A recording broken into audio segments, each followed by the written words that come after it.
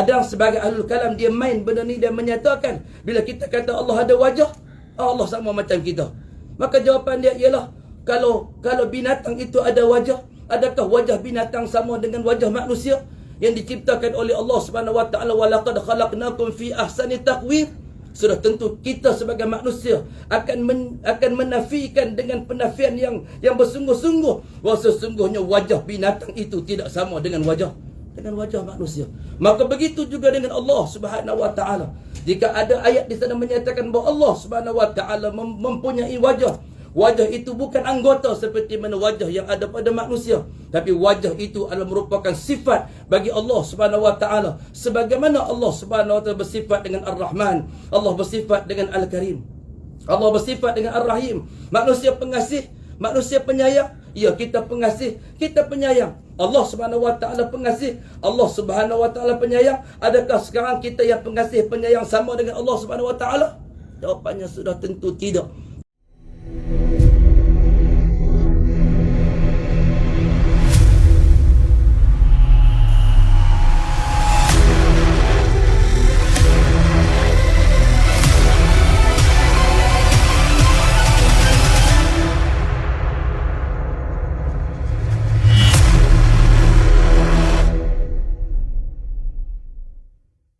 Ataupun kita terjemahkan zalikal kitabul la raiba fih. Inilah kitab yang tidak ada langsung keraguan padanya. Hudan lil muttaqin, yang intisari akhirnya membawa kepada petunjuk kepada orang-orang yang bertakwa kepada Allah Subhanahu wa taala. Poin dia yang pertama, Quran tidak ada keraguan padanya. Siapa baca Quran tiba-tiba dia ada keraguan, dia ada sanksi, dia harus periksa diri dia. Kenapa dia sangsi dengan Al-Quran? Kenapa dia sangsi dengan cerita yang dibawa oleh Allah Subhanahu wa taala di dalam Al-Quran? Ataupun dia sangsi dengan Allah Subhanahu wa taala yang mensifatkan dirinya tentang Al-Quran. Ini Polih punya garis panduan, Polih punya penerapan, Perlis punya undang-undang tubuh. Setelah penubuhan negeri Perlis pada tahun 1948, maka dia diletakkan dalam undang-undang tubuh negeri Perlis bahawa Perlis adalah satu negeri yang mengamalkan, yang berakidahkan Ahlus Sunnah wal Jamaah. Mungkin negeri lain tak meletakkan, tapi Perlis 1948 telah meletakkan garis panduan apapun tuhmahan yang datang daripada luar terhadap bumi yang sebesar Kelemboi ini, kata orang Perlis, ianya tidak dapat untuk menafikan bahawa apa yang telah pun digaris pandukan di dalam akidah umat Islam di Perlis adalah berlandaskan kepada akidah Ahlus Sunnah wal Jamaah.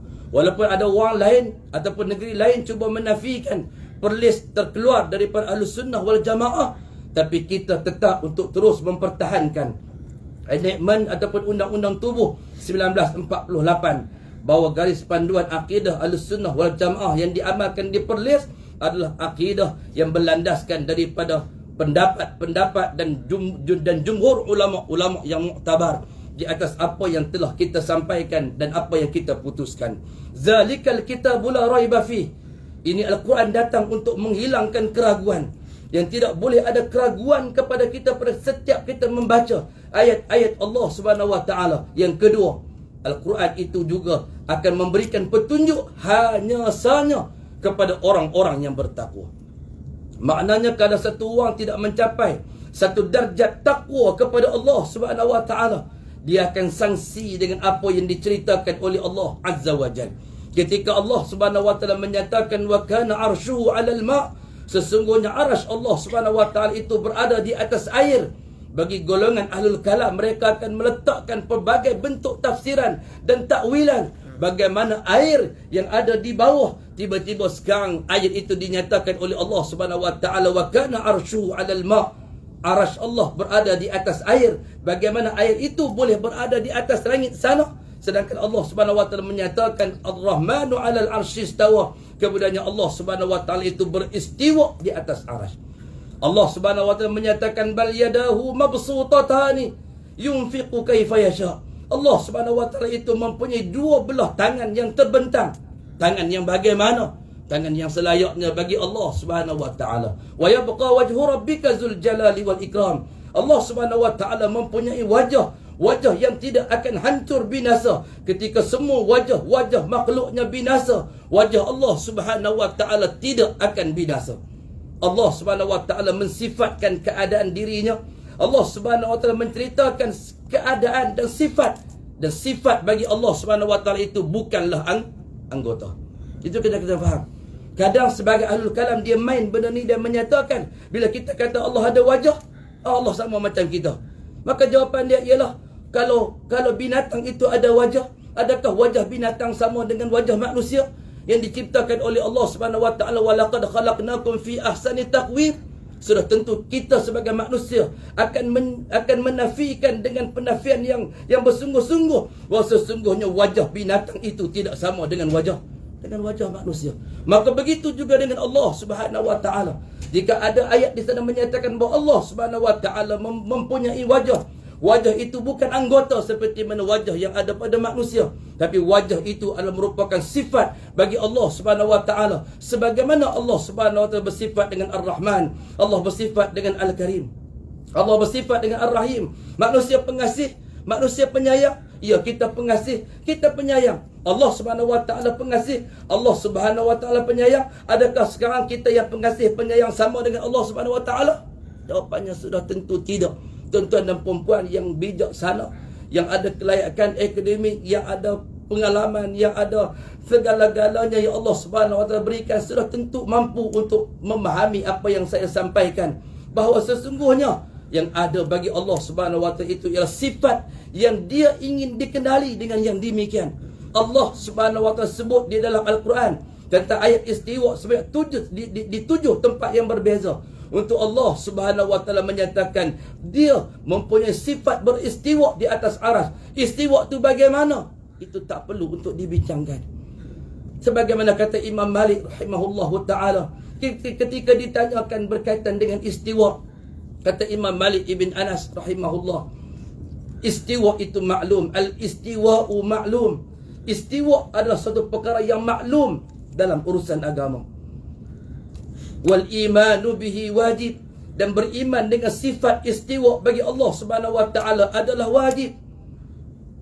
Wal kaifu anhu, dan kaifiyat tentang bagaimana istiwa itu adalah majhul, kata Imam Malik. Suatu yang kita tak mampu untuk fikirkan dan capai dengan akal fikiran kita.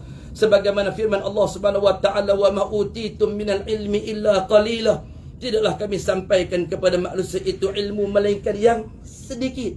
Kita tak mampu untuk memikirkan bagaimana keadaan istiwanya Allah Subhanahu wa taala. Kaifiyat istiwa itu majhul, kata Imam Malik. Was-su'alu anhu bid'ah, dan bertanya dan memanjangkan perbicaraan dan perbincangan diskusi berkaitan dengan sifat istiwa bagi Allah Subhanahu wa taala adalah perbuatan ahlul bid'ah, kata Imam Malik ibn Anas. Hadirin hadirat yang dimuliakan Allah Subhanahu wa taala sekalian, bagi orang yang bertakwa kepada Allah Subhanahu wa taala, dia tidak akan membicarakan dan memanjangkan apa yang telah Allah Subhanahu wa taala sifatkan tentang keadaan dirinya. Dia akan beriman kama wasafahu, dia akan beriman sebagaimana yang telah disifatkan oleh Allah Subhanahu wa taala, dengan diletakkan satu guideline yang jelas, laisa kamitslihi syai' wa huwas samiul basir. Dan Allah Subhanahu wa taala itu tidak menyerupai sesuatu. La tamsil wala tashbih, tak dapat nak dibuat contoh, tak dapat nak dibuat persamaan, tak dapat nak dibuat kufu dan penceritaan contoh kesamaan, apa pun tak mampu. Laisa kamitslihi syai', Allah Subhanahu wa taala tidak sama dengan makhluknya. Wa huwas samiul basir, dan Allah Subhanahu wa taala itu maha mendengar lagi maha melihat. Satu lagi terjahan yang Allah Subhanahu wa taala bagi kepada kita. Manusia melihat, manusia mendengar. Allah Subhanahu wa taala menyatakan dia juga melihat, dia juga mendengar. Adakah sama pendengaran Allah dan penglihatan Allah dengan makhluk? Sekali lagi kita jawab, laisa kamitslihi syai'. Tidak sama pendengaran Allah dengan makhluk, tidak sama penglihatan Allah Subhanahu wa taala dengan makhluk.